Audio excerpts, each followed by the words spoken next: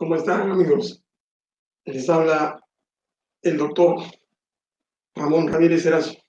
Buenas noches a todos los que me están viendo por este canal. Muchas gracias por su presencia. El tema del día de hoy es un tema, les confieso, para mí es un tema muy apasionante, ¿no? Esto lo he vivido, lo he pensado desde que estudiaba economía en la universidad. Y el asunto era bastante claro y concreto, ¿no?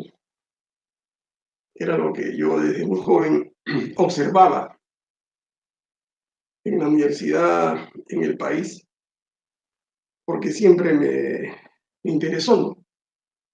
Me interesó los temas de mi patria. Y creo que esa ha sido una de las causas por las cuales me animé. Y estoy terminando, ¿no es cierto?, un libro que me parece que es un libro interesante, que he titulado eh, Crecimiento económico y distribución de la riqueza en el Perú. A mí ese tema me apasiona. Creo que están todos, sí, creo que sí, está perfecto. Compartan, por favor. Sí, creo que sí está todo conforme. Entonces, les explicaba. Este es un tema apasionante en la teoría económica, en la macroeconomía, ¿no? Y esto ustedes lo van a vivir o lo viven todos los días, ¿no? Lo ven en la televisión, lo ven en la radio, lo escuchan en la radio, en los periódicos. El tema es muy simple, ¿no? ¿Por qué unos países tienen mayor poderío económico? Porque tienen más riqueza que otros países. ¿Qué cosa es lo que determina que unos países sean desarrollados y otros, entre comillas, en vías de desarrollo, o países emergentes, o países subdesarrollados? Llámenlo como ustedes quieran. Pero yo creo que ese es el tema crucial, ¿no?, que interesa no solamente a todos los compatriotas acá en nuestro país, sino también en nuestra patria grande, ¿no?, en toda América Latina, en África, en Asia.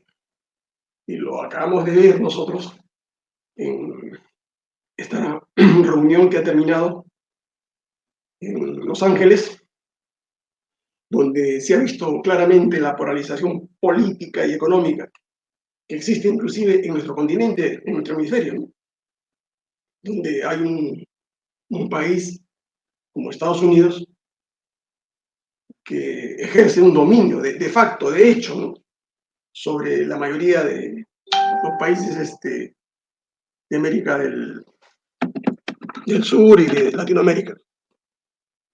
Esa es una situación constatable, excepto Cuba, ¿no? Excepto Cuba, que le ha costado por eso quedarse, digamos, económicamente, ¿no?, por las represalias del país del norte. Entonces, ese es un tema económico para mí fundamental, mucho más atractivo inclusive que los temas de microeconomía, ¿no?, que son temas demasiado cortos, demasiado pequeños para que lo que nos interesa a nosotros. Es lo que yo llamo el misterio del crecimiento económico, ¿no? ¿Cómo se explica, ¿no es cierto?, que existan países que tengan riqueza, y cómo se explica que existan países como el Perú, ¿no?, que no tengan pues un nivel de desarrollo económico, que no haya bienestar. Entonces, ese es el tema que quiero pensar con ustedes el día de hoy. Esto da para 5 o 7 conferencias, pero esto sería una introducción, y creo que más adelante podríamos, de acuerdo a lo que a ustedes les interese, explicarles a ustedes, porque me parece además a mí que este es un tema que divide a los partidos políticos en toda América, en todo el mundo, ¿no? Es un tema que nos tiene que definir económicamente, ¿no? Nos hace tomar una posición respecto a la situación en la que nos encontramos hoy. Y ustedes se pueden haber dado cuenta, ¿no?, en ese discurso que dio el profesor Castillo ahí en Estados Unidos, un discurso absolutamente pobre, un discurso totalmente devaluado, que es una afrenta para nosotros los peruanos, ¿no? Si ustedes escuchan ese discurso que no ha sido escrito, ni pensado, ni hecho por Pedro Castillo porque no conoce nada de relaciones internacionales, ese es un discurso que se lo ha hecho el embajador Harold Forsyth, digamos, que está allá como supuesto emisario nuestro allá en la OEA, ¿no? Y que nos pone a nosotros, la mayoría de peruanos, en una situación de aceptante, ¿no? De ser una neocolonia de Estados Unidos.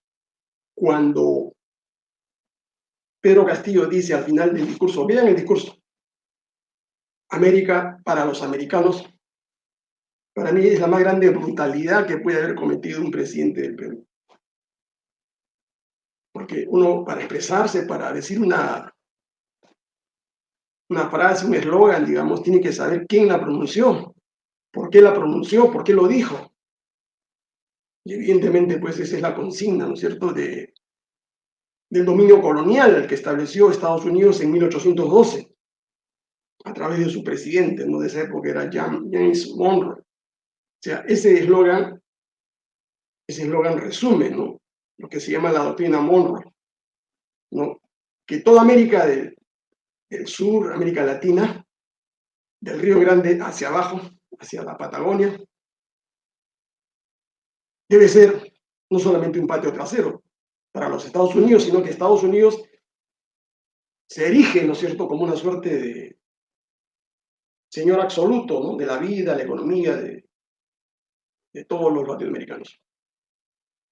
Esa es la doctrina que justificó y que justifica desde esa época el dominio neocolonial de los americanos frente a la arremetida que quisieron hacer Inglaterra, Francia, Alemania, España nuevamente, para reconquistar lo que fueron sus colonias, sobre todo España, ¿no?, hasta 1821.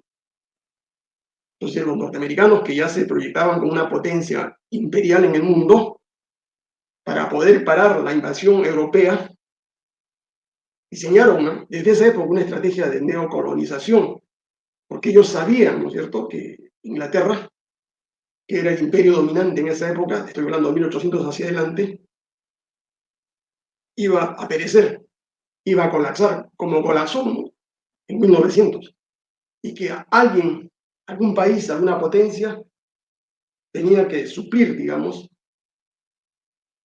esa dominación en América Latina. Y ya desde esa época los norteamericanos, que son anglosajones, o sea, que no son propiamente americanos, no son latinos, no, son anglosajones, o sea, son herederos, digamos, de los ingleses, ya proyectaban su reemplazo, digamos, para poder ejercer ese dominio en todo nuestro continente.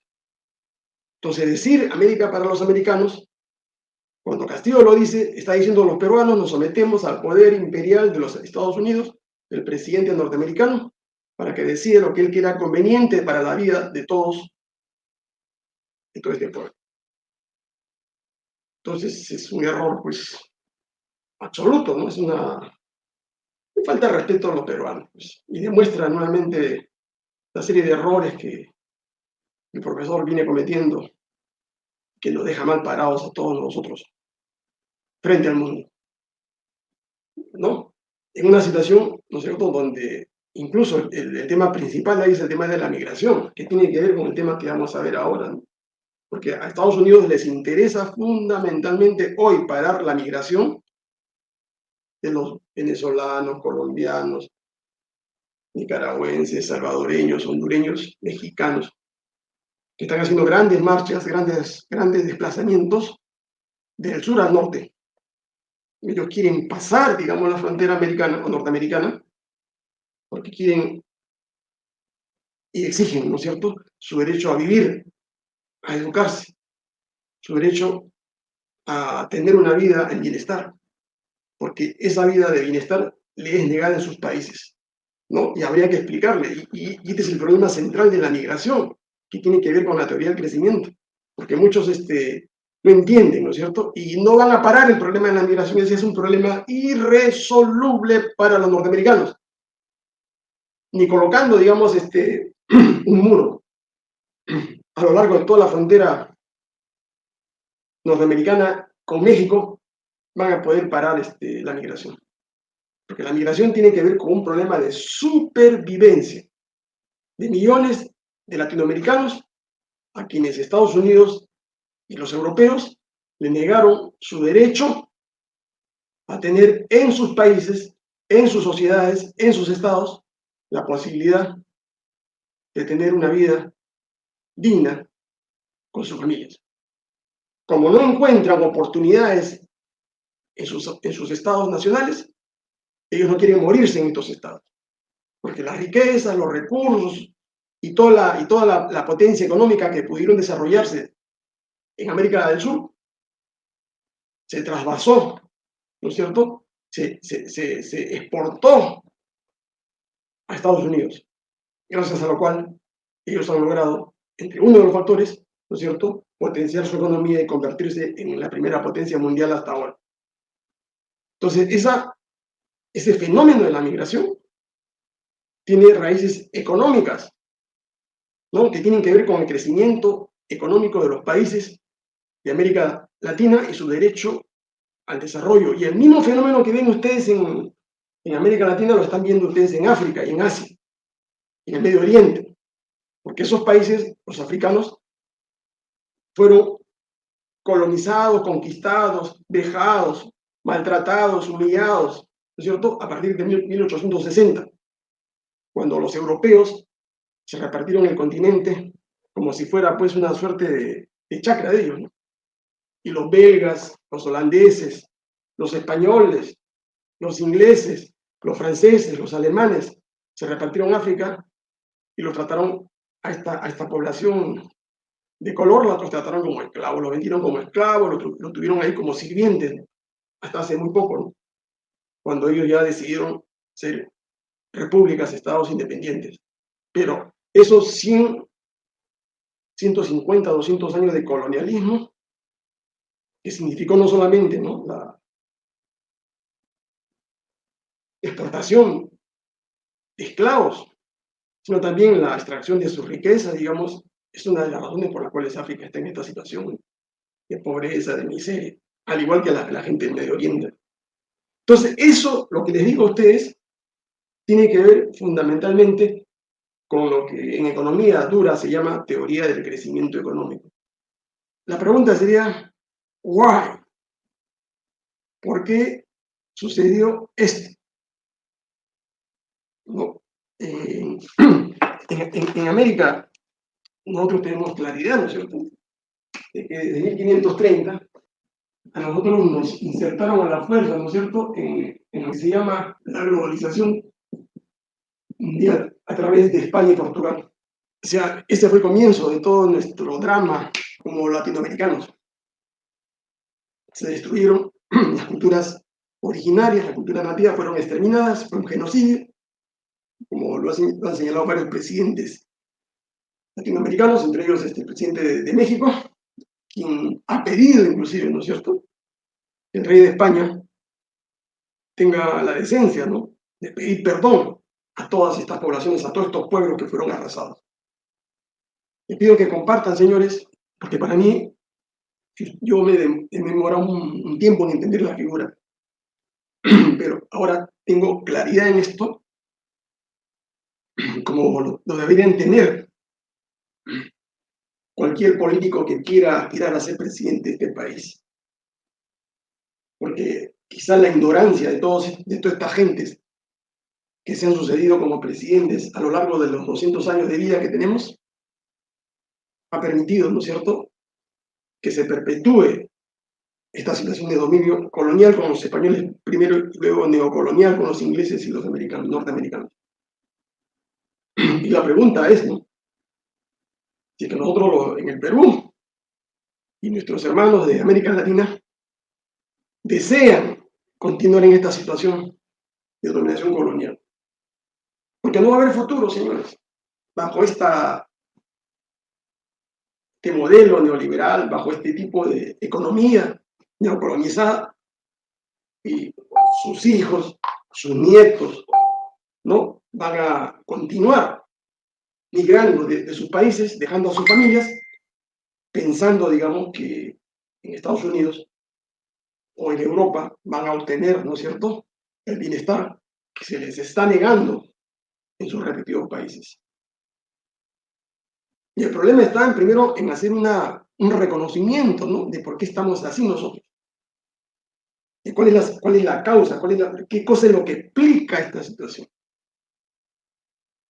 Porque evidentemente también acá hay un condicionante ideológico, ¿no? Ideológico, que evidentemente la dominación económica no viene sola, tiene su correlato, ¿no? La dominación económica implica dominación cultural, ideológica, militar. Ese es el problema ahorita en Rusia con Ucrania, militar, cultural, educativa, tecnológica, entre otras cosas. Pero la ideología de género, todos los patrones de conducta de sociedades decadentes, como es la americana y las europeas, son sociedades viejas, donde ya no hay valores, donde el mundo, bueno, pues está en una situación de tinieblas, si se podría decirse. Nos transmiten a nosotros, ¿no es cierto?, esa cultura, el antivalor, o sea, lo malo lo hacen pasar como bueno, lo negativo como positivo, a través de sus aparatos de control ideológico, ¿no? Sobre todo la televisión, los diarios, la prensa, y ahora han capturado, ¿no es cierto?, la red, para poder evitar que ustedes, ¿no?, puedan tomar conciencia de la difícil y grave situación en la que se encuentra, ¿no?, este continente. Señores, no hay salida, repito, bajo este dominio económico, bajo este modelo económico. Y cuando Biden ha llamado a la cumbre, ¿no es cierto?, en Los Ángeles, a los países latinoamericanos, a los presidentes, es para tratar de reagrupar sus fuerzas, porque en Europa tiene casi perdida, ¿no es cierto?, la posibilidad de un manejo unipolar de las relaciones del mundo occidental. ¿Por qué? Por la insurgencia de Rusia, por la aparición de China como potencia mundial, no tiene el dominio del Asia, y ellos ven con mucho peligro, ¿no es cierto?, de que en América Latina se pueda contagiar esta suerte de independencia, segunda independencia económica que se podría dar con nuevos gobiernos. Fíjense, ustedes analizan la geopolítica que hay en estos momentos. Si el presidente, el candidato Lula gana las elecciones en Brasil, si Petro gana las elecciones en Colombia, prácticamente el continente latinoamericano, América del Sur, no tomaría otro rumbo. Y habrían posibilidades de hacer otro tipo de integración, mucho de asimétrica, no la asimétrica que tenemos actualmente, con excepción de Ecuador, de Uruguay y Paraguay, que son países de menor desarrollo, digamos, en América del Sur. En el resto de países que tienen una tendencia no liberal, no neoliberal, podrían reagruparse para formar, digamos, organismos que puedan dar una dirección a lo que es el problema central de todos estos países, que son los problemas del crecimiento económico. ¿Y qué es lo que nos agobia, ¿no?, y qué es lo que nos impide a nosotros lograr, ¿no?, lo que quieren todos los países del mundo? Enrumbarse por el desarrollo económico. ¿Para qué? Para que sus sociedades, su población, sus familias puedan gozar de todos los beneficios que le da la modernidad, la tecnología, para que puedan alimentarse, para que puedan educarse, para que tengan salud, porque eso es lo que quiere la gente en todos estos países de América, y que no pueden, evidentemente, obtenerlo. ¿Por qué? Porque hay problemas, pues, de presupuesto, de financiación, de industrialización, de generación de empleo, ¿no es cierto? Ejemplo, en el Perú, 300.000 puestos de trabajo cada año, porque ese es el ritmo, ¿no es cierto?, de crecimiento de la población económicamente activa, de la población que requiere de un trabajo. Porque sin trabajo, sin empleo, un muchacho de 18 años de edad ve su futuro, pues, de manera sombría, ¿no? ¿Qué cosa le queda? La delincuencia, el pandillaje, ¿no? Una frustración. Porque de nada le vale incluso que haya terminado la secundaria, e incluso eso se ha agravado ahora, ¿no?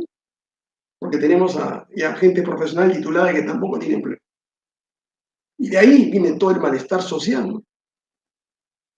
Entonces, esa es la importancia, ¿no es cierto?, de tener claridad en estos aspectos que para mí son cruciales en la vida de toda América Latina. Entonces, ¿se puede manejar el ahorro? Se puede manejar. Pero no se puede porque tenemos pues a Julio Velarde en el BCR, ¿no? Es imposible, porque ese señor trabaja, ¿no?, para que ganen los grandes banqueros, ¿ya? Ese es durante los 25 años que está en el banco, esa es su tarea. Así como la tarea, ¿no es cierto?, de los ministros de Economía, incluido Pedro Franque, su tarea como ministro de Economía es pagar religiosamente los 25.000 millones de soles de deuda externa cada año. O sea, que se cumpla religiosamente. No hay plata para colegios, no hay plata para pistas, no hay plata para salud, no hay plata para aumentos salariales, pero sí 25.000 millones de soles tiene que pagarse, ¿no es cierto?, al Fondo Monetario, al Banco Mundial, a la banca internacional. Eso es sagrado. O sea, ustedes tienen del presupuesto que tenemos nosotros más o menos 200.000 millones de soles, ahí hay 50.000 millones de soles que ya no se cuentan. Y eso deberíamos usarlo nosotros para este tipo de proyectos, ¿no? Ahora, los proyectos son fáciles de hacer, ¿no es cierto? Acá tenemos grandes economistas, señores, no solamente en la Universidad de La Argolla, ¿no es cierto?, donde están los caviares, que son los que manejan este país de hace 40 años atrás. La caviarada maneja este país. Y tiene controlado el Ministerio de Economía y Finanzas, tiene el BCR, tiene Proinversión, Produce, tiene todos los entes donde está la plata nuestra, ¿no? Y viven ahí soterrados, agachados, ¿no?, metiendo la cabeza como el avestruz. Ellos no aparecen en la televisión, son perfil bajo, pero son los que manejan pues el país. Toledo es un simple muñeco, una simple marioneta, ¿no? No solamente porque es ignorante, porque no sabe nada de economía, sino porque los otros lo trabajan al miedo, ¿no? El ministro de Economía lo trabaja al miedo, ¿no? Y que hay déficit, por lo tanto no se puede hacer este proyecto. Inversión de capital físico. ¿Se puede adquirir de capital? Claro que sí. Si se sabe invertir ese ahorro, es fácil. Tecnología de punta.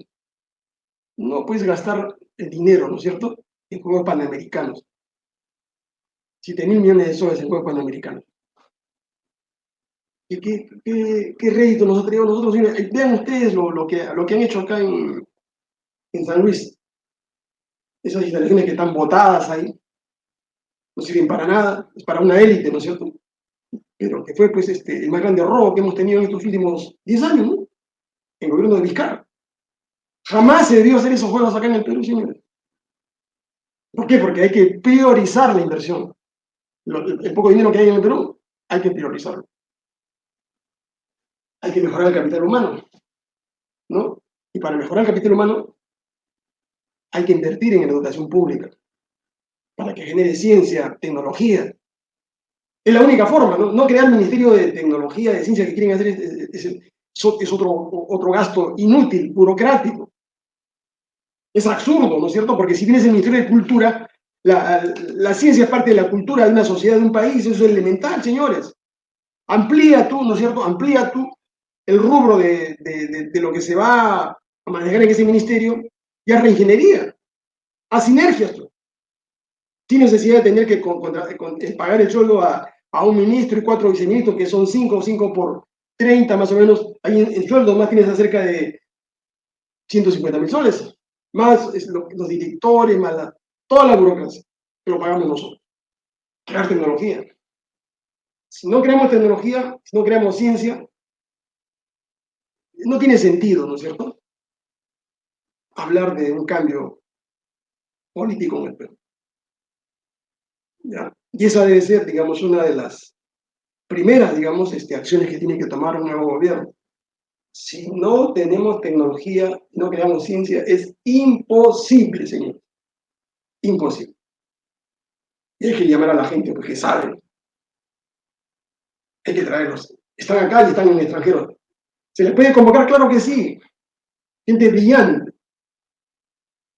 ¿no? Que está a la espera que el presidente lo llame, pues, ¿no? Y que le dé estabilidad por un tiempo, 2 o 3 años. Porque ellos van a dejar familia, van a dejar todo un proyecto en otro país para venir acá a ayudar al Perú. Acumulación de capital. Toda la riqueza que la inversión extranjera coloca acá en el Perú no se queda en el país. Toda esa riqueza se la llevan a sus casas matrices. Telefónica, el caso de Telefónica, que en los últimos 30 años más o menos ha sacado superutilidades por más de 40.000 millones de soles. Todo ese dinero lo ha traspasado a su casa matriz. Telefónica ha reinvertido en el Perú, ha hecho algo grandioso porque lo que fue es compró la empresa que estaba en funcionamiento y le hizo algunas mejoras. Y las utilidades, nosotros pudimos haber hecho lo mismo, ¿no? Asociándonos con una empresa extranjera para que gerencie Telefónica, pero de propiedad del Perú. En lo que se llama, eso se llama en administración de empresas, es un joint venture. Ya te llevas 30% de las utilidades y no dejas 70%. Pero no, ahora se llevan todo, porque fue un negocio, ¿no es cierto?, el que hizo Fujimori durante esa década infame. Y por eso no veo a tanta gente, ¿no es cierto?, ignorante, que habla del fujimorismo, que llevó al país al desarrollo. Mentira, señores. ¿Hubo un crecimiento económico? Claro que sí, hubo un crecimiento económico de tipo monetario. Fujimori recibió el PBI en 49.000 millones de dólares. ¿Lo dejó en cuánto? Lo dejó en cerca de 73.000 millones de dólares. ¿Cuánto creció el PBI? Cerca de 22.000 millones de dólares. 21 millones, y fíjese, creció en 22 millones de dólares del 90 al 2000 cuando fugó Fujimori. Esos 21 millones de dólares son consecuencia de qué? De todo lo que privatizó, de todo lo que robó, digamos, en nuestro país. Y que significó, digamos, no un crecimiento propiamente dicho, porque uno tiene que, les he explicado, uno tiene que deflactar, ¿no es cierto? El dólar del año 90 se cotizaba, ¿no es cierto?, más o menos a 0.5 centavos de sol, 0.50. Fujimori dejó el dólar a 2.95, casi 3 soles. Entonces, ese dinero se ha licuado. Como se licúa, ustedes, más objetivo, ustedes vean su cuenta corriente, su cuenta de ahorros. Déjenlo por 10 años. Eso se licúa. Estabilidad política. Para crecer tenemos que tener estabilidad política, no este juego que hay actualmente, ¿no? Este juego irracional de dimes y diretes, pleito de callejón entre los fujimoristas, ¿no es cierto? Los chotanos, Keiko con Pedro Castillo, Keiko con Cerrón, los almirantes estos de Bañera que están ahí en el Parlamento, toda esta gente antiperuana, ¿no es cierto? Que no le interesa el país. Todos los días, eso parece más una comisaría, un juego de paz, donde todos los días se denuncia y que están pues apoyados por los medios de comunicación porque hacen de todo este escándalo, de toda esta miseria humana, porque los cuyos son una miseria humana, yo soy abogado, les digo cómo son, es lo peor. Esto debería estar en el 8º, 9º círculo del Dante, señor. Pobre de aquel que se vea inmerso en un proceso, en un juicio. Tenemos la peor justicia en el Perú, ¿no es cierto? Fiscales corruptos, jueces corruptos, policía corrupta, con excepciones. Juicios que duran 10, 15, 20 años y son juicios costosos.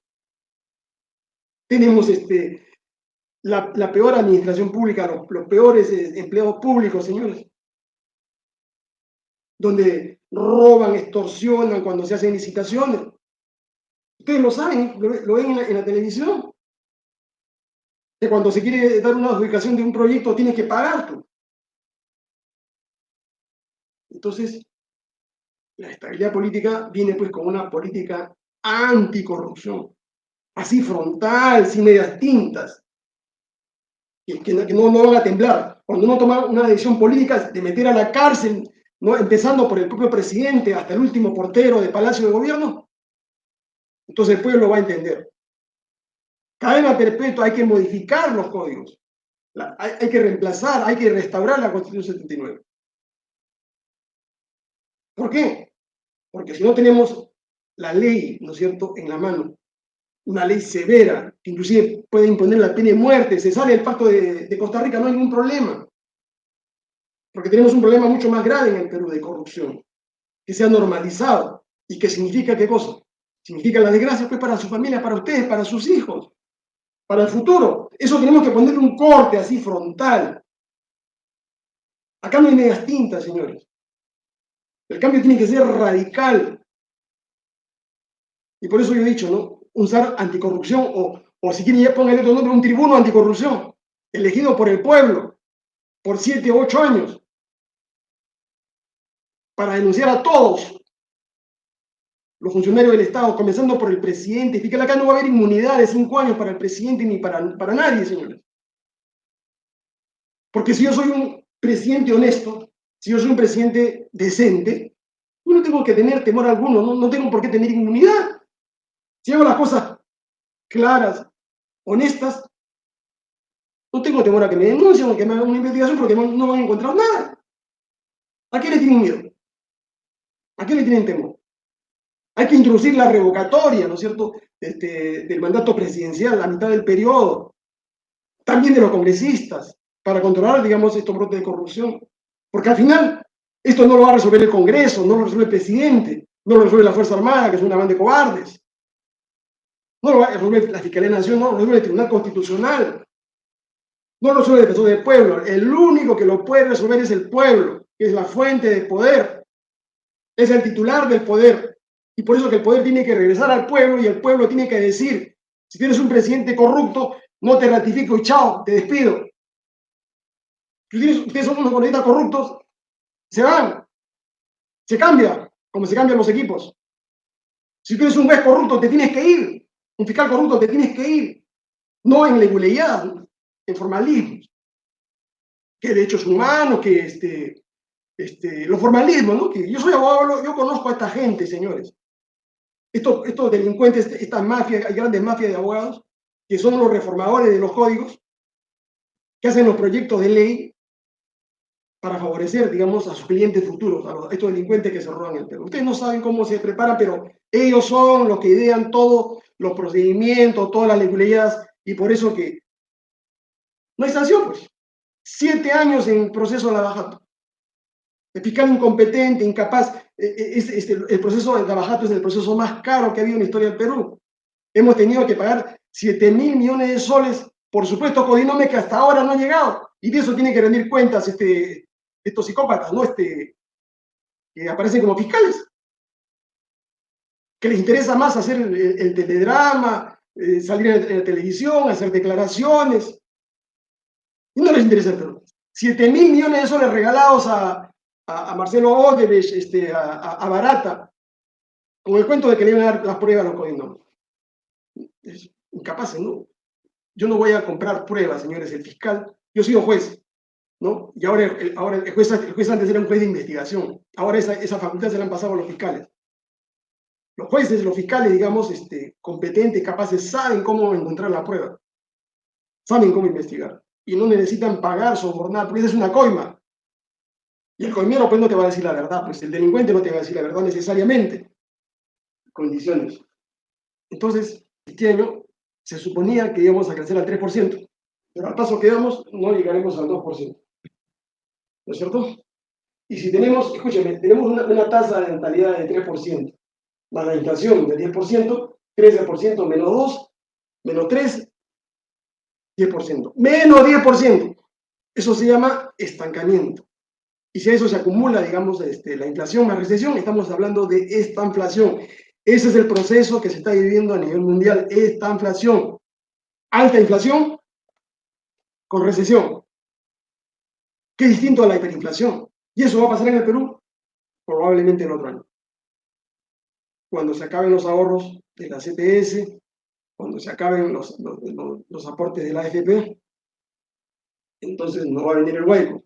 Los 1.030 soles de sueldo mínimo que gozan ustedes ya se licuó. Ahora eso vale por la inflación y el tipo de cambio, un efecto combinado, eso vale ahora 915 soles. O sea, ustedes reciben, ¿no es cierto?, el billete los billetes por 1.000 de 30 soles, 35 soles, como sueldo mínimo, pero en realidad con eso puede comprarlo por 915 soles. Ya perdieron ciento y pico de soles por inflación. ¿Quiénes ganan? Ganan los banqueros, ganan los exportadores, ganan hasta los importadores. Por eso es que Gamarra está pues en agonía, ¿no? Porque ya casi poco fabrican ahí prendas nacionales. ¿Por qué? Porque ahora en lugar de fabricar, prefieren importar de China. No, eso sería materia de una explicación, ese problema del dumping y todo este problema. Lo concreto, y resumiendo, sintetizando, señores, una teoría del crecimiento económico en el Perú y en América Latina, en África y en Asia, es inviable un crecimiento económico sostenido, simétrico, equitativo. Es imposible, bajo estas condiciones, ¿no? ¿Y cuáles son los requisitos? Les he dado acá la fórmula, son 6 fórmulas que uno tiene que aplicar. Ahora, ¿quién lo va a hacer? No lo va a hacer pues Porky, que es más de lo mismo, no lo va a hacer Urresti, no lo va a hacer el Keiko Fujimori, no lo va a hacer Hernando Soto, que representa los intereses del gran capital acá, no lo va a hacer Forsyth, no lo va a hacer Lescano, que desconoce todas estas cosas, no lo va a hacer Cerrón, no lo va a hacer Verónica Mendoza, que es una caviar, ¿no es cierto?, que le interesa fundamentalmente buscar empleo para su gente, ¿no? Entonces, estamos en una encrucijada, ¿no? ¿Qué hacer? ¿No? Ya les expliqué. Tomar conciencia, aclararnos y organizarnos, ¿no? Entonces, el cambio radical va a venir en la medida que ustedes tomen conciencia de esto, reclamen sus derechos y empiecen la gran cruzada nacional por salvar al Perú, ¿no? Hay que traer abajo a toda esta clase política, hay que mandarla al basurero, generar un nuevo movimiento de poder ciudadano, un movimiento nacional, ¿no?, anticorrupción, antimafia, que meta a la cárcel a todos estos miserables que han robado al país, porque no hay transacción con los corruptos, señores. Restaurar la Constitución del año 79, ¿no? Y aplicar los 5 puntos. Si nosotros aplicamos la regla del 7 por 10, que es la regla que han aplicado los chinos, significa que si crecemos a un ritmo del 7% durante 10 años, duplicamos nuestra riqueza. O sea, se convierte, los 200 millones de dólares se convierten en 400 millones de dólares. Superamos a Chile, a Colombia, a Venezuela, y nos ubicamos con los brasileños, con los mexicanos, con los argentinos. Pasamos a la Liga Mayor. Y si volvemos a repetir esa regla del 7 por 10 años más, superamos a México y a Argentina. Somos una potencia acá en América Latina. Pero para eso tenemos que tener una clase, un grupo de patriotas, ¿no?, que entiendan que no hay otra salida. Acá no se trata de luchar más, eso son estupidez. Acá hay que actuar con la inteligencia, con la masa, con el pueblo. Hay que educar al pueblo, hay que educar políticamente al pueblo. En la medida que el pueblo, ustedes, sus amigos, compartan estas ideas, esto se va a hacer mucho más grande. Ya no serán 2.000, serán 10.000, serán 100.000, serán 1.000.000. Y podemos transformar, cambiar este país. Teoría del crecimiento. Bueno, ¿cuál es el misterio del crecimiento económico en el mundo, ¿no?, y sobre todo en América Latina? Fíjense, el gran error, y esto lo hemos discutido en congresos y en conferencias, el gran error de muchos economistas, como los que tenemos acá en el Perú y en América Latina, es ver la economía de América Latina con los ojos de un economista de un país súper desarrollado. Un economista que ha estudiado en Harvard, que ha estudiado en Stanford, ¿no?, que tiene otra visión de los problemas económicos, ¿no? Porque para ellos, nosotros no somos el problema. Es una tesis equivocada, ¿no? Porque el problema de ellos es cómo seguir ganando, ¿no es cierto?, mucho más dinero con el proceso de globalización mundial que se impulsó, ¿no es cierto?, a partir de la terminación de la Segunda Guerra Mundial y que convirtió a Estados Unidos en la primera potencia económica dominante hegemónica, implantando el uso, ¿no es cierto?, del dólar como moneda obligatoria en el comercio internacional. es ahí donde se agravan los problemas de todo el mundo. Porque hasta antes del 45, 46, no existía, digamos, una moneda hegemónica. Ni el marco alemán, ni la libra esterlina inglesa, ni el franco francés tenían esa posibilidad. Y ahí, digamos, el comercio internacional se movía, digamos, en función de lo que era el patrón oro, ¿no es cierto? O el manejo de otra moneda que tenga suficiente fortaleza como para poder garantizar las transacciones internacionales de exportación e importación que se hacían.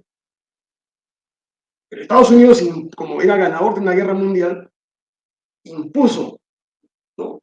Impuso esa moneda y estructuró, ¿no es cierto?, el sistema económico mundial, tal como lo venimos ahora persiguiendo y que ha sido golpeado con la guerra de Rusia y Ucrania. ¿Por qué América Latina no creció como Estados Unidos? El PBI más o menos de Estados Unidos, Producto Bruto Interno, ¿no es cierto? Producto Bruto Interno, que es la cantidad total de bienes y servicios producidos en un periodo de tiempo. Estados Unidos, 24 trillones de dólares, es decir, 24.000 millones de millones de millones de dólares. Un dato objetivo. Perú, Producto Bruto Interno, en el mismo tipo de moneda, dólares, 0.2. O sea, no llega ni a un trillón. Mientras Estados Unidos tiene 24 trillones, Perú no llega al trillón. Es un quinto de trillón en la economía del peruano. 200.000 millones de dólares, que es la producción total que produce cada año. Entonces, guay, ¿por qué? Si tanto Estados Unidos como el Perú tuvimos un punto de partida casi similar. Estados Unidos se independizó en 1776. Su primera constitución se dio en 1787. Se reformó con las primeras 10 enmiendas en 1791. El Perú se independizó en 1821. El Perú territorialmente, ¿no? Vamos a ver más para acá. Para que vean ustedes, ¿no? Esto tiene que ver con el crecimiento. Vamos a ver. ¿Qué cosa era Estados Unidos en 1790? Era solamente una franja, esta franja, la franja 13 colonias, más o menos el equivalente, ¿no es cierto? Tumbes, Piura, Lambayeque, La Libertad, Ancash, con el de Lima. Eso era Estados Unidos. Acá estaban las 13 colonias. ¿Qué cosa era el Perú? Sin contar lo que había sido durante el Imperio Incaico, ¿no? Que era casi un tercio del continente. O sea, si hablamos de territorio, ¿no es cierto? Estados Unidos tenía un menor territorio que el Perú al momento de su independencia. Entonces, ¿qué cosa es lo que explica, ¿no? Que en 200 años Estados Unidos tenga 24 trillones y nosotros tengamos 0.2 trillones? O sea, cerca de 280 veces más. Este PBI el PBI del Perú sería pues un PBI de uno de los estados de Norteamérica, ¿no? Por decirle Oregon. O sea, la economía del Perú es un estado el más pobre de Estados Unidos.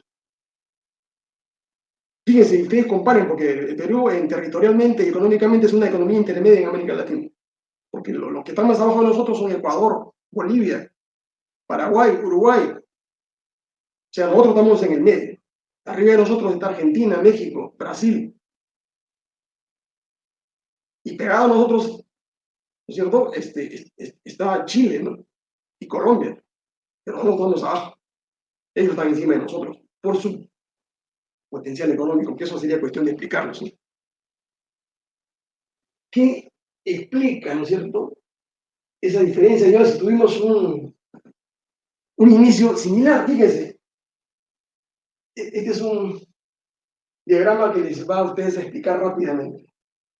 Millones de dólares, años, partiendo de un punto común, 1790, 1800. Partimos casi igual.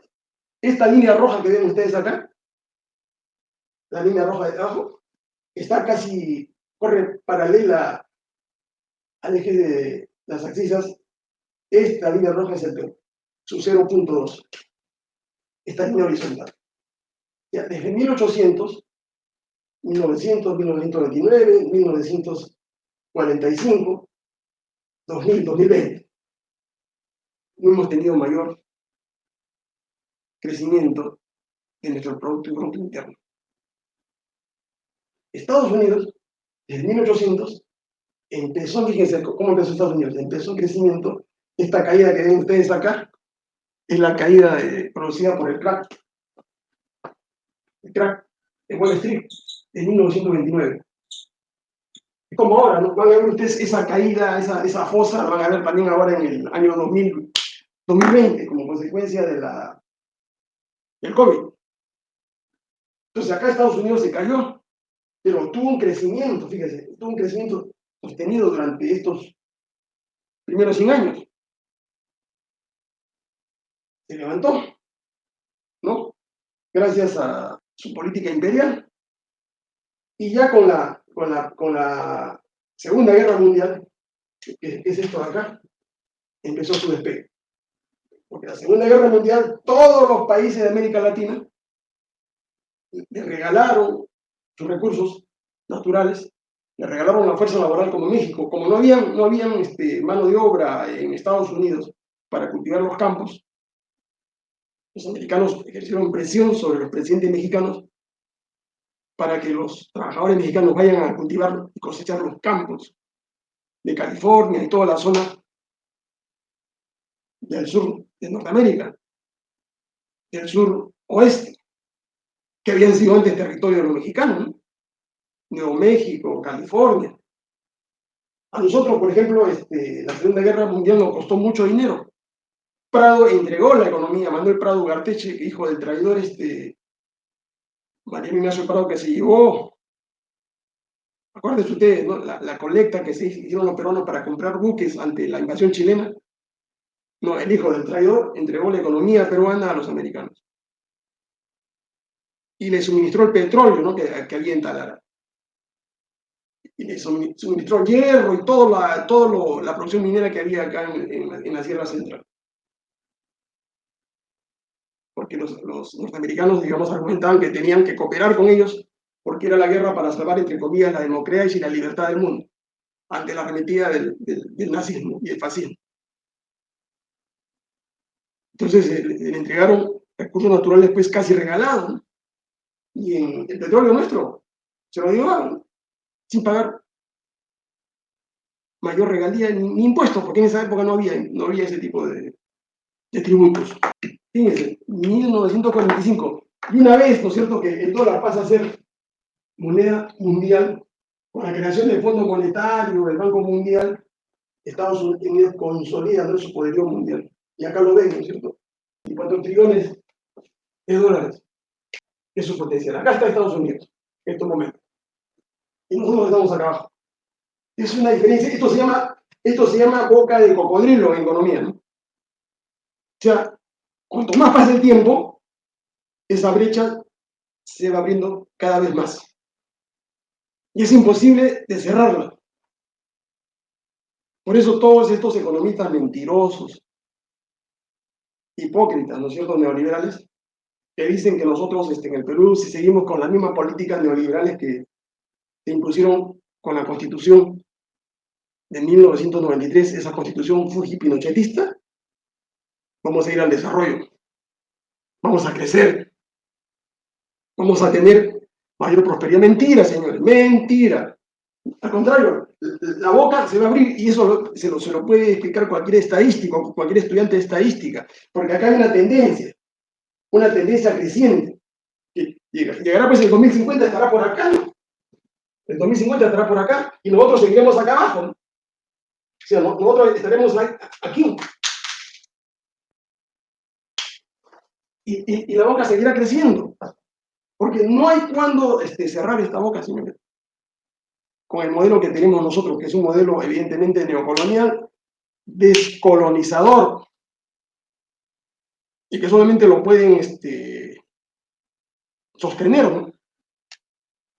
Traidores, ¿no es cierto?, a la patria, gente que no es peruana, gente que no le interesa, ¿no? En fin de cuentas, no le interesa la suerte de los 35 millones de peruanos que somos ya, ¿no? Porque su patria no es el Perú, su patria es Estados Unidos, o su patria es donde tengan su dinero en los paraísos fiscales. Boca de cocodrilo. Esta boca de cocodrilo, señores, tuvo un desenlace diferente, ¿no? En el caso de los chinos estuvieron acá, los chinos estuvieron más abajo que nosotros, porque ustedes saben que los chinos fueron invadidos por los ingleses de la reina Victoria de Inglaterra, para arruinarlos y para someterlos, favoreció el contrabando de opio y convirtió a la mayoría de chinos en opiánogos, o sea, consumidores de opio. De esta manera logró, digamos, colonizar China. Y vivieron durante más de un siglo en esa situación hasta que se empezó la guerra de liberación de 1910 con Sun Yat-sen, digamos, y tuvo su punto de ruptura en 1949, cuando se produce, ¿no?, el cambio de poder de Estado, ¿no? 1949 su constitución y 1980, que es el punto de ruptura, Deng Xiaoping. Y China empieza a crecer, vean ustedes esa pendiente. Y China está por los 22 trillones de dólares de Producto Bruto Interno. Ya está por alcanzarlo. Los economistas han hecho ya estudios corrida en computadora al ritmo que va China. China ha estado creciendo a un ritmo de 10%, 11% de PIB al año. Ahora ha bajado al 7%, pero sigue creciendo. Entonces, van a alcanzar a los Estados Unidos porque los Estados Unidos se han quedado en un crecimiento más o menos del 2%, ¿no? Y la fuerza, el poder más importante que tienen los chinos es su mercado, que son 1.500 millones de personas, ¿no?, que necesitan comer, que necesitan vestirse, que necesitan comunicarse, que necesitan transportarse. Esa es la mejor, digamos, arma que tienen los chinos en estos momentos. Al igual que los hindúes, la India. La India que se está acercando, está por acá la India. Está por acá. Y América Latina, abajo. Y África, por debajo de nosotros. Entonces la pregunta es, 2022, ¿existe viabilidad con este modelo de crecimiento económico extractivista, donde América Latina le da materias primas, le exporta piedras y también exporta capitales? Exporta piedras y capitales porque los capitales vienen de las superutilidades que ellos obtienen de la explotación de las minas y de las empresas que ellos tienen como enclaves en los diferentes países de Latinoamérica. Ese modelo, ¿no es cierto?, de exportar piedras y exportar capitales, ¿no?, que tiene como correlato, ¿no es cierto?, ellos nos exportan manufactura, productos manufacturados, mercancía, teléfonos, carros, computadoras, material de construcción, y ahora casi todo lo que tenemos en nuestras casas, ¿no es cierto?, son producidos por ellos, a través de diferentes, digamos, empresas que tienen distribuidas por el sudeste asiático, y en caso también de China, ¿no?, donde los americanos llevaron sus empresas, ¿no?, o sea, deslocalizaron sus empresas, desterritorializaron las empresas para ganar más dinero en China. Entonces, ese modelo el sentido común le dice que no, pues, que no. Por una sencilla razón, ¿no es cierto? Para que haya crecimiento económico, y eso que no estoy hablando de desarrollo económico, que son palabras mayores. Nosotros no vamos a alcanzar con este modelo de desarrollo económico. Y el crecimiento económico va a ser casi negativo, ¿no es cierto? Si es que nosotros lo ponderamos con dos factores importantes que los economistas neoliberales ocultan a ustedes. ¿Ya? Para saber si estamos en buena situación o no, si estamos en crecida, uno, al crecimiento del PBI, tiene que restarle, ¿no es cierto?, la tasa de natalidad más la tasa de inflación, más la tasa de tipo de cambio, más la tasa de los términos de intercambio comercial. O sea, ¿cuánto me pagas tú por mi petróleo? ¿Cuánto me pagas tú por mi soya? ¿Cuánto me pagas por el hierro, por el oro? ¿Cuánto me pagas por lo que produce, digamos, mi país en América Latina? Si tú me pagas precios irrisorios, precios que están bordeando los costos de producción, o menos todavía que eso, evidentemente que jamás, pues, estos países van a prosperar, van a estar en ese círculo vicioso. Entonces, esto es lo que no le dicen, ¿no es cierto?, los economistas neoliberales, ¿no? Ellos hablan de crecimiento, del PBI, sí, pues sí, y la tasa de Navidad, la tasa de inflación, en este momento vamos a llegar al 10%. La tasa de natalidad, más o menos 3%. El tipo de cambio, hay una fluctuación, ¿no?, más o menos del 5%. Usted me dirá por qué es importante. ¿Por qué? Porque eso te permite encarecer sobrevalorar, digamos, los precios de tus productos exportables. Nos hacemos menos ricos, o tenemos menos, la gente nuestra se mata en las minas, se mata en el campo, y le pagan menos. ¿Por qué? Porque el tipo de cambio lo manejan los norteamericanos. Pues. Como ellos tienen el monopolio, señores, el monopolio de la divisa internacional, ellos pueden ponerle el precio que le dé la gana. No es eso de la oferta y la demanda, porque eso es un gran cuento. Ellos pueden imprimir el billete que quieran, sin respaldo en la producción, porque toda moneda, todo billete que se imprima en cualquier parte del mundo tiene que tener respaldo en la producción. Si Trump y Biden han impreso más o menos cerca de 8 trillones de dólares, han metido a la economía para pagar a los desempleados durante el COVID, para financiar a sus empresas. ¿Cuál es el respaldo de esos 8 trillones? De esa moneda. No tiene. Es meramente, ¿no?, la imposición económica, es la fuerza, ¿no es cierto?, militar, la fuerza política a la que se ha revelado, pues, Rusia, ¿no?, y a la que China no está de acuerdo, y por eso que ellos están abriendo ahora otro sistema paralelo con los países de Asia, ¿no?, y todos aquellos que se quieran unir a ese nuevo bloque. ¿Para qué? Para pagar precios justos por los productos, por las materias primas de estos países. Entonces, si uno habla de crecimiento económico, sabe, ¿no es cierto?, entiende que el crecimiento económico fundamentalmente está en función, ¿no es cierto?, uno de los recursos naturales que tenga ese país. Pero esa no es una condición fundamental, ustedes saben. Recursos naturales es todo el conjunto, ¿no es cierto?, de tierras, minas, aguas, todo lo que tenga, digamos, un Estado, una sociedad, sin intervención del ser humano. Es la riqueza natural que se tiene, ¿no es cierto?, desde que se forma el Estado. El Perú y casi toda América Latina, digamos, tiene abundancia de recursos naturales, de sobra recursos naturales. Pero esa no es una condición fundamental, ¿no? Porque hay países que no tienen recursos naturales como Japón, que es un conjunto de islas, pero que ha usado, digamos, otra arma, ¿no es cierto?, para poder suplir esa deficiencia. No tengo recursos naturales, como por ejemplo Arabia Saudita, que tiene petróleo, bueno, hasta un mar de petróleo, pero que no lo saben utilizar.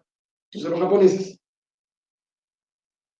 han entrado, digamos, por el lado de la tecnología. No tengo recursos naturales, pero yo voy a desarrollar tecnología, ciencia. Y a través de esos medios voy a negociar con el mundo. O sea, yo no tengo petróleo, pero tengo tecnología, tengo celulares, tengo satélites, tengo computadoras, tengo software, tengo programación. Entonces eso lo vendo y con eso compro el petróleo. Y la tecnología, señores, es un recurso inagotable, ¿no? Que tiene un crecimiento casi logarítmico, ¿no? Mientras que los recursos naturales tienen una tendencia decreciente, ¿ya? Fíjense, esa diferencia es otra boca de cocodrilo. Los recursos de la tecnología son indefinidos, tienen un crecimiento exponencial. Los recursos naturales tienen un crecimiento con tendencia decreciente. ¿Por qué? Porque son recursos no renovables, el petróleo se va a tener que acabar en algún momento, el hierro en algún momento. Entonces, evidentemente los japoneses han sabido explotar ese mundo de la gente. Pero no solamente recursos naturales, también los japoneses han entendido, ¿no es cierto? Y los chinos, porque los chinos han copiado a los japoneses, han copiado a los alemanes, han copiado a los americanos, o sea, han copiado a todo el mundo. Y de cada estado, de cada sociedad, digamos, que ha llegado al desarrollo económico, han logrado obtener la información que ellos necesitan, ¿no? Para aplicarlo no de una manera mecánica a su país, sino para tamizarla, ¿no es cierto? Modificarla, reformarla y aplicarla a sus intereses. Fíjense, capital humano, ¿no es cierto? ¿Qué cosa es capital humano? Es educación, pues, ¿ya? Es mano de obra calificada. No son cocineros. Acá se nos ha vendido esa ideología perversa, ¿no es cierto? De que el Perú son los mejores cocineros del mundo. De que el Perú tiene los mejores jugadores del mundo. Falso, mentira. Con eso no, esos son áreas, servicios de distracción, de recreo, y con recreo no vamos a ningún desarrollo en América Latina. Eso es especulación, eso es tráfico, eso es negocio. Capital humano es cerebro, es inteligencia, es talento humano. ¿Para qué? Para que puedan ellos encontrar soluciones a los problemas de sus países. Y en América Latina, en el Perú, tenemos capital humano, poco capital humano. Y lo poco que tenemos se va del país. Porque allá los americanos, los alemanes, los españoles, los japoneses lo atraen. Por ejemplo, un médico de San Fernando de San Marcos, de mi universidad, ¿no? Que está rankeado como los mejores médicos del mundo, porque son médicos generalistas, son médicos súper entrenados, a diferencia del resto de médicos, tiene trabajo en cualquier parte del mundo. Y ese capital humano formado con dinero de nosotros, porque es una universidad pública, en lugar de servir acá al país, de aplicar su conocimiento en el país, se va al exterior, ¿no? Y es explotado, es aprovechado por otros gobiernos. Esa es la gran irracionalidad que hay y que todos los gobiernos de aquí en el Perú jamás lo han entendido o no lo quieren entender por intereses, ¿no es cierto? Por dejar a la población en estados de semi-analfabeto. Sí, tienen ustedes al presidente que es un analfabeto funcional. ¿Qué podrían ser presidentes, señores, de este país? Cuando tenemos en nuestras universidades, pues, gente talentosa, innovadora, científica, a quien se les cierran las puertas, digamos, de los entes públicos, porque estos corruptos, estos mafiosos prefieren entender a la gente de su argolla. No solamente con Castillo, sino todos los gobiernos pasados, los apristas, los fujimoristas, en la época de Fujimori fue pues el más grande robo y escarto y oprobio que ha podido tener el país, con Alan García, con Humala, con Toledo, con Vizcarra, con Sagasti, que había farsante, ¿no es cierto? Tenemos poco capital humano. Inversión, eso necesitamos urgentemente, ¿no? Inversión que se concreta en lo que se llama el capital físico, ¿no? Que son las maquinarias, ¿no? Las instalaciones, los robots ahora. Pero para hacer eso hay que tener dinero, hay que invertir. Y ustedes saben que la inversión, ¿cierto? Viene del ahorro interno, ahorro nacional se llama eso, ¿no? O viene del ahorro externo, que es la inversión extranjera. Tenemos capital financiero en el Perú tenemos capacidad de ahorro, no. Y lo poco que hemos podido nosotros ahorrar a través de las AFPs, a través de la ONP, que son dinero de los trabajadores, pero que pueden ser utilizados, prestados con el pago de intereses, ese ahorro nacional, el 50%, por ejemplo, de los depósitos, de los aportes de las AFP, está fuera del país. Con el cuento de que en Estados Unidos y en las bolsas europeas consiguen mayor tasa de interés. Mentira, señores. Van a financiar negocios de ese grupete, ¿no es cierto?, de bancos que son los dueños de las AFPs. Y el otro 50% lo utilizan acá, ¿no?, para negocios dentro del país, ¿no?, donde lo que se busca no, pues, no es el bienestar de la mayoría de nosotros, ¿no?, hermanos, sino de ese grupo de millonarios, de ese club, ¿no es cierto?, de las 60 familias que hay acá en el Perú, que es la que tiene los grandes créditos, ¿no es cierto?, del sistema bancario nacional, que les permite, digamos, aplantear, digamos, cualquier tipo de proyecto que hagan. Al que no tiene acceso el microempresario, el pequeño empresario, el mediano empresario. Y eso está probado objetivamente, ¿no? Microempresario, quieres un crédito, ándate al Banco Crédito, ándate al Continental, 41, 45% de tasa de interés. Gran corporación, gran empresa transnacional, quieres un crédito de 1.000 millones de dólares, ya 2% de interés, 3% de interés. Ah, y si no quieres pasar por los bancos, emite bonos, emite acciones en la bolsa. Y levantas capitales ahí, y con eso puedes hacer el proyecto sin traer dinero de tu casa matriz. Entonces, ¿de qué ahorro estamos hablando aquí en el Perú, señores? ¿Ustedes creen que puede haber crecimiento económico si no tenemos estas capacidades? Hay que romperlo eso, ¿no? ¿Lo ha hecho algún gobierno? Ninguno. Porque esta es una decisión política, ¿no es cierto? Líderes, primeramente que entiendan el problema, señores. Primeramente ustedes tienen que comprender nuestro problema para saber por qué nosotros, si seguimos así, 50 años más, 100 años más, 200 años más, vamos a estar fregados. Si no entendemos, si no comprendemos, estamos ciegos. Y en la tierra de los ciegos el tuerto es rey. Con la televisión, con la radio, con la red, te lavan el cerebro. Entonces, ¿cuál es la vía del crecimiento? La vía del crecimiento está acá, ¿no? Son 6 elementos puntuales, ¿no? Hay que generar altas tasas de ahorro nacional, ¿no?, que tenga como uno de sus promotores al Estado. No para que el Estado se quede con los ahorros, sino solamente para que monitoree. No necesitamos AFPs acá en el Perú. Trabajadores, cuentas individuales capitalizables y que se colocan en proyectos, en empresas que paguen la más alta tasa de interés o la más alta tasa de rentabilidad. ¿Por qué? Porque tienen que pagarte, pues si es tu aporte, te están quitando parte de tu sueldo, están usando tu plata. Tú no tienes por qué pagar para que te administren tu plata. Si la AFP está ganando dinero con la colocación de esos fondos, ¿cómo te va a cobrar a ti administración de tu fondo, seguro, por disponer, por lucrar con tu dinero? Si pasa al Estado esto, evidentemente que el Estado no te va a cobrar pues costos de administración.